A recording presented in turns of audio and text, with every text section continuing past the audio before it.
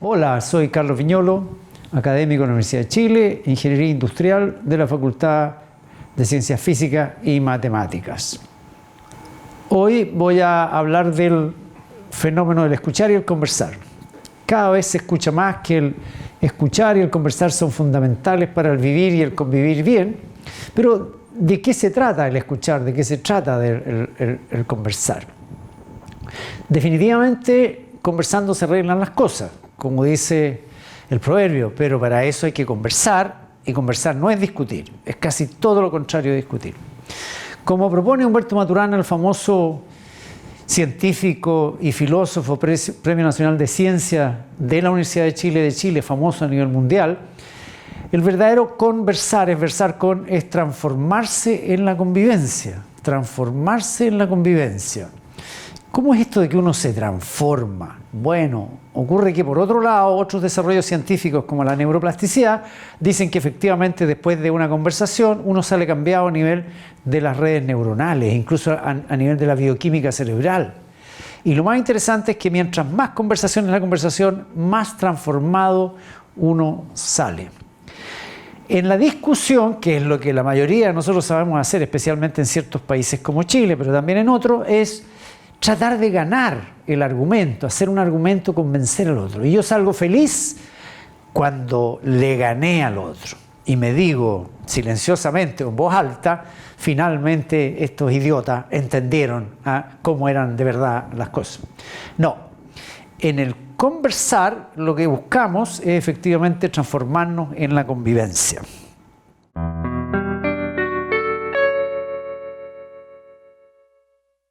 ¿Y qué es el escuchar? Partamos por ahí. El conversar requiere como puerta de entrada el escuchar. Si uno escucha y escucha bien, entonces conversa bien. Bueno, el escuchar es mucho más que oír. El oír es una función del oído. El escuchar es una función de todo el cuerpo. Uno escucha con todo el cuerpo. Todas las células del cuerpo de alguna forma están escuchando. La mejor definición que yo he escuchado sobre el escuchar es una que dice: escuchar es inclinarse hacia el otro, la otra o hacia los otros para tratar de cambiar de opinión, entre comillas. Pero cuando hablamos de cambiar de opinión, no es de cambiar de opinión aquí, es un cambio sistémico, es como la opinión de todo mi ser, de todo mi cuerpo el que cambia. Yo trato de escuchar y escuchar bien porque quiero transformarme y ayudar a transformar a otras personas. Y muchas veces, dos personas que conversan y conversan bien y se escuchan, le cambian la vida a millones de personas. Por ejemplo, a través de un emprendimiento o a través de una buena política pública.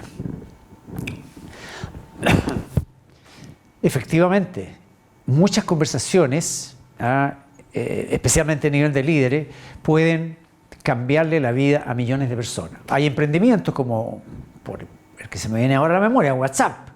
Imagínense a cuánta gente le ha cambiado la vida. Y eso vino de alguna conversación o de una secuencia de conversación.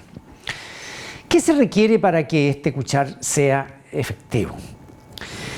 Se requiere efectivamente de una disposición anímica. Necesitamos estar en un estado de ánimo de apertura. Necesitamos estar motivados hacia la transformación. Necesitamos abrirnos de mente y de corazón a lo nuevo. Necesitamos evitar estar juzgando mientras la otra persona habla. Si veo el juicio, lo dejo al lado. No es que lo elimine, el juicio puede ser un buen juicio, pero por el momento lo dejo al lado.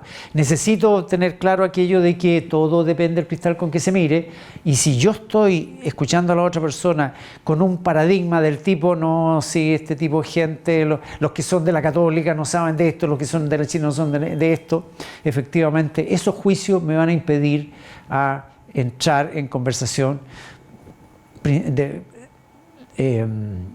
con buenos resultados.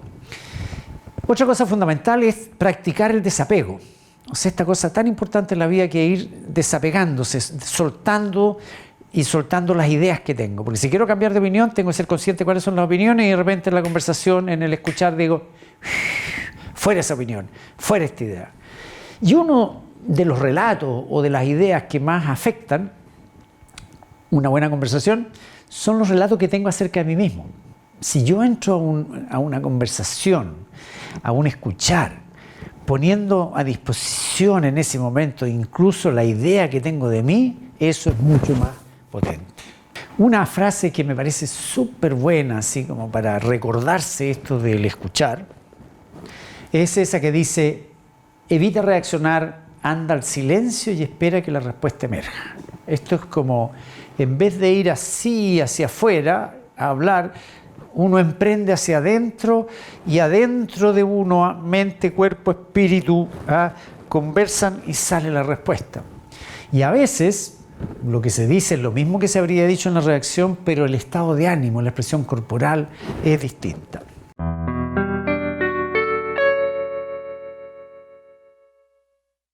Ayuda, ya pasando a niveles superiores, si estamos hablando, por ejemplo, con una persona agresiva, con un jefe, malas pulgas, maltratador, si lo escuchamos compasivamente, si nos decimos nadie agrede si no fue agredido.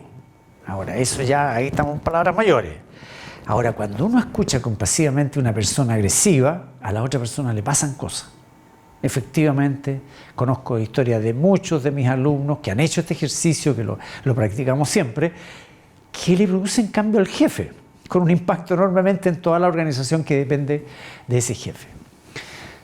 Nosotros hemos desarrollado en Ingeniería Industrial de la Universidad de Chile, en el programa de Habilidad Directiva y en el programa de Innovación y Sociotecnología, esto de lo escuchar reverencial. Esta palabra escuchar es maravillosa, me encanta porque la inventó un dirigente sindical poeta hace muchos años atrás, de Petrox, la filial de NAP en Concepción, que en un momento dado me llamó la atención y me dijo: oiga, profe, pero seamos consistentes. Usted dice que en una perspectiva constructivista radical, en las culturas que se atreven, inventan palabras, incluso nuevas distinciones lingüísticas para referirse a fenómenos para los cuales no hay otras palabras buenas. De alguna forma los jóvenes inventan garabatos, digamos, para diferenciarse de los adultos. Entonces también usted dice que los alemanes tienen esa capacidad. Inventemos una palabra. ¿Cuál? Le dije yo. Bueno, si usted habla del escuchar empático, el observar agudo, inventemos una palabra que sea escuchar, observar y escuchar. Es muy interesante porque efectivamente en esa perspectiva constructivista en que yo estoy abierto a cambiarme y a cambiar lo que pienso y trato de cambiar la realidad para mejor, yo observo, escucho, pero yo puedo girar el oído, girar los ojos, girar el corazón, hasta encontrar una interpretación que me permita generar valor para una comunidad, para la otra persona y para mí. Y eso es el escuchar, entonces, eso de generar interpretaciones que generan valor.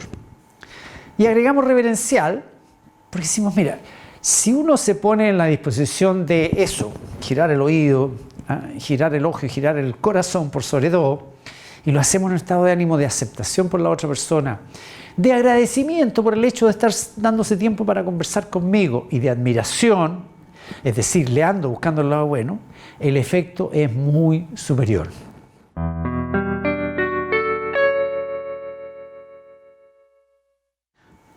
Todo esto suena muy difícil, profe. Casi imposible, profe, me dicen los alumnos. Difícil sí, pero imposible no. Y es cada vez más fácil si tomamos conciencia de varias cosas. Primero, que estamos viviendo una revolución paradigmática y los nuevos paradigmas hacen las cosas más fáciles. Primero, Maturana ya nos dijo, construimos la realidad al observarla, al escucharla, y a conversar sobre ella. Los seres humanos nunca saben cómo las cosas son, solo saben cómo las ven.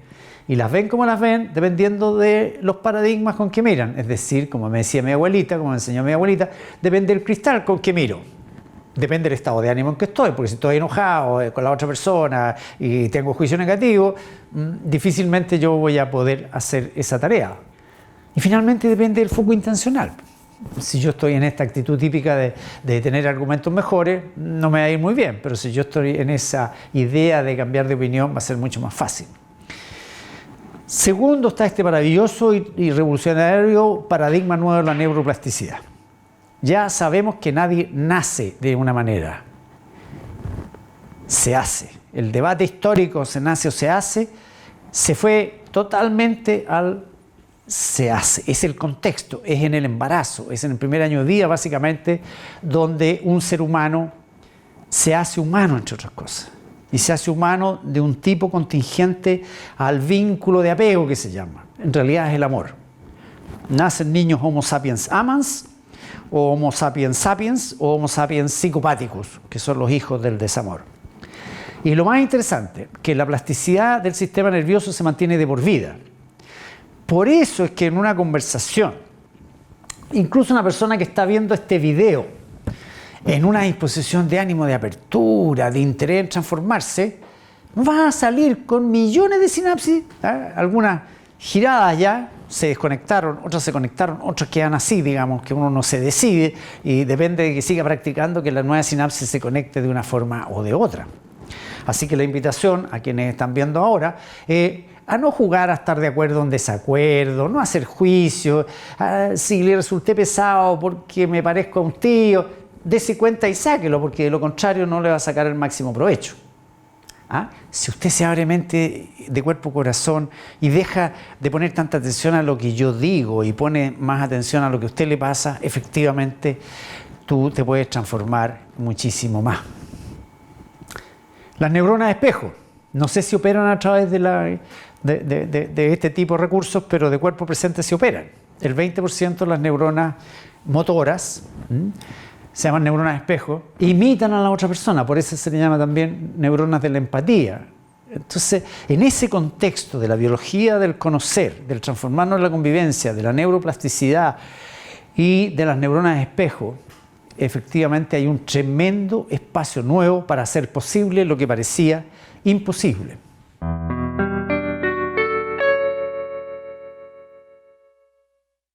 Todo esto suena muy difícil, casi imposible, excepto si tomamos en cuenta, si tomamos conciencia del rol central de la conciencia, si nos subimos a la revolución de la conciencia. ¿Qué significa subirse a la revolución de la conciencia? Si adoptamos o nos involucramos en esto que en Estados Unidos se está llamando The Mindful Revolution. Esta es una historia muy linda en la cual ha participado o participó nuestro querido Francisco Varela, el discípulo y colega, coautor, coinvestigador de Humberto Maturana, que desgraciadamente murió muy joven, a los 54 años, que fue parte del equipo de científicos que instaló una conversación con el Dalai Lama y con el mundo budista. Francisco Varela era budista. Y en una conversación con el Dalai Lama, cuando estaban dedicados a medirle el cerebro a los meditantes, el Dalai Lama les dijo: oye, ¿por qué ustedes siempre andan preocupados de las emociones negativas, del miedo, de la rabia? ¿Por qué no investigan también la ternura, la compasión, la empatía, el amor?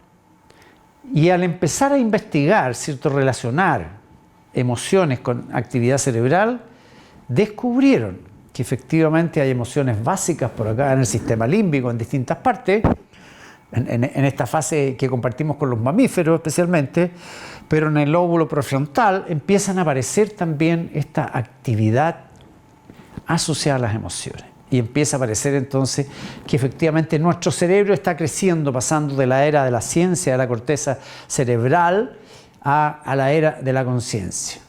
Pero de esto en un futuro video, porque ahí la cosa se pone un poquito más pelúa.